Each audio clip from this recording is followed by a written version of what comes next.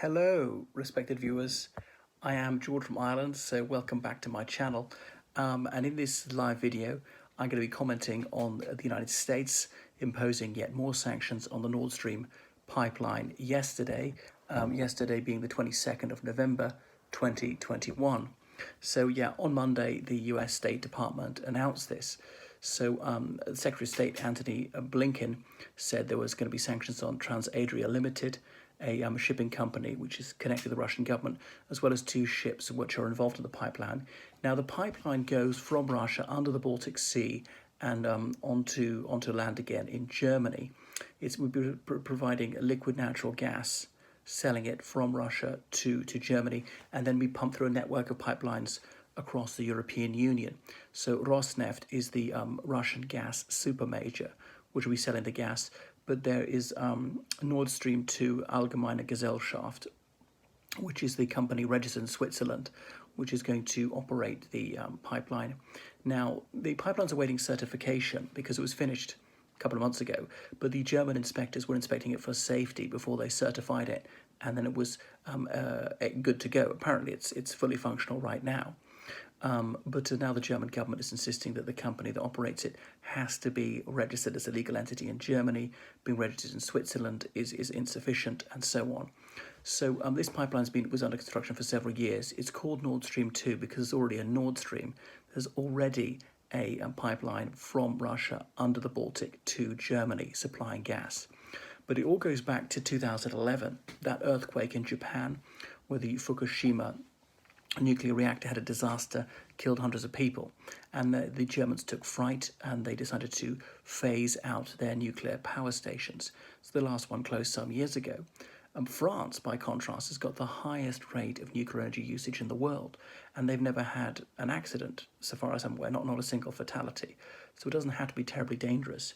But because Germany turned its back on nuclear energy, therefore it has to use traditional sources of energy, hydrocarbons, even more, and that's what they're doing.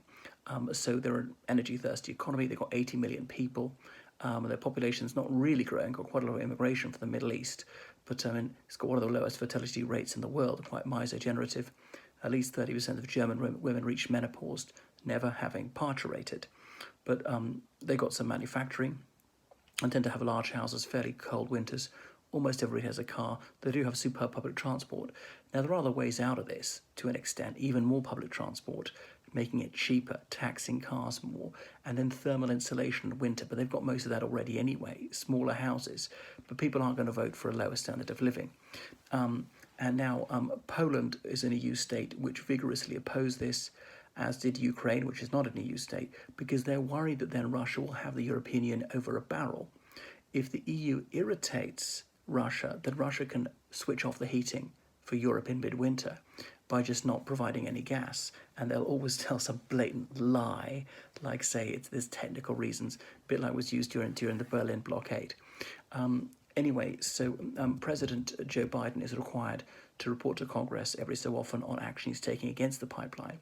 Senator Ted Cruz has led the charge against the pipeline for some years, even when he was a Trump lackey. But there were some sanctions even under Trump, but not effective enough to stop it. Now, Biden seemed to have accepted some months ago, and maybe even Trump accepted towards the end, that this pipeline was unstoppable. It was going ahead no matter what. There are some powerful vested interests in the European Union demanding the pipeline be completed, and they've had their way. It's going to come on stream in 2022. That is inevitable. It's just a matter of time. But the United States would rather the EU purchased its gas.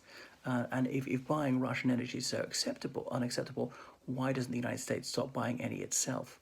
But at the moment there's a pipeline which crosses Ukraine, providing Russian gas to the European Union and paying $1 billion in transit fees to the Ukrainians.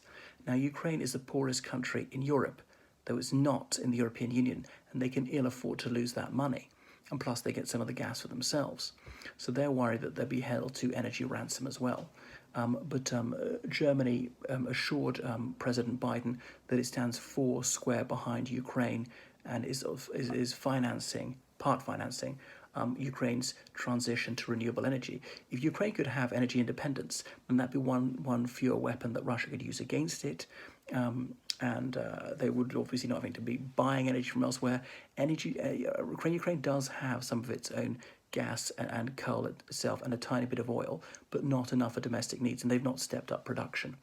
There's all quite complicated. There's the Druzhba pipeline, as in friendship, which crosses Belarus from Russia through Belarus onto the European Union, again selling gas. So the EU would like to switch over to renewable energy, so it would have energy independence. I mean, as ill luck would have it, most of the hydrocarbons in the world tend to be in dictatorships.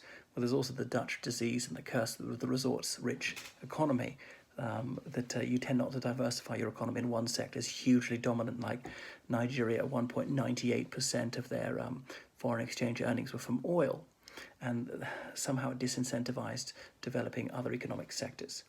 Anyway, so President Biden earlier waived sanctions against the principal company, which is behind Nord Stream, because he deduced that this pipeline was going to go ahead no matter what, and he didn't want to irk Germany over much, especially as the Germans have avowed that they shall never recognize the illegal Russian occupations of parts of Ukraine, such as Crimea, the Donbass, and Luhansk. Anyway, so Anthony Blinken says that the Biden administration continues to be adamantly opposed to Nord Stream 2. Anyway, so how will it all end? There are a number of other things going on. This huge Russian military build-up on the eastern borders of Ukraine. Of course, Russia invaded Ukraine in 2017, despite barefaced lies about it, when Russian-speaking men in Russian army uniform, insignia removed, with Russian army issued weapons, arrived from Russia in Crimea, and the Kremlin lied and lied and lied and lied, telling the most shameless, blatant lies, saying that they weren't Russian soldiers, before announcing that they are Russian soldiers and hailing them for a victory parade. So you can never trust a word that government says. I mean, it's the only government I know that will argue that up is down, that will shamelessly tell the most flagrant lies almost incessantly. You can see why Trump and Putin are brothers under the skin.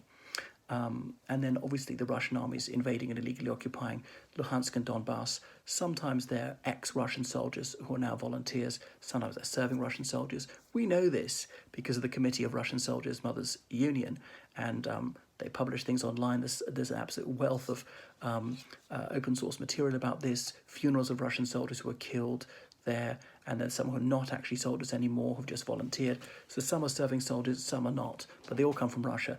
They're all financed by Russia. They all get their weapons from Russia and all the rest of it. You would have to be especially imbecilic not to know that, because they're coming into Ukraine from the east. The only country that is to the east is Russia, and there are these utterly moronic explanations claiming, oh, but they're fighting with Soviet-era weapons that have been left over. But some of these weapons are post-1991 manufacture.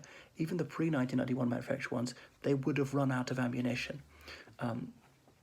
Anyway, so the pipeline's going to go ahead, and Europe would like to turn away from buying energy, but that's a few decades off. But so Russia is going to remain a significant player in this sphere for some years, but it's partly because of that foolish decision to get rid of nuclear energy altogether, long before renewables are sufficiently affordable and efficient. There's also the Belarus border crisis, which has got some interplay in this. So that's my penny's worth about Nord Stream 2. I mean, it's going to be operational within months. So please donate to my channel. I urgently need donations to keep the channel going. Thanks for your attention. Toodaloo. How do I switch this thing? Oh yeah, I finish.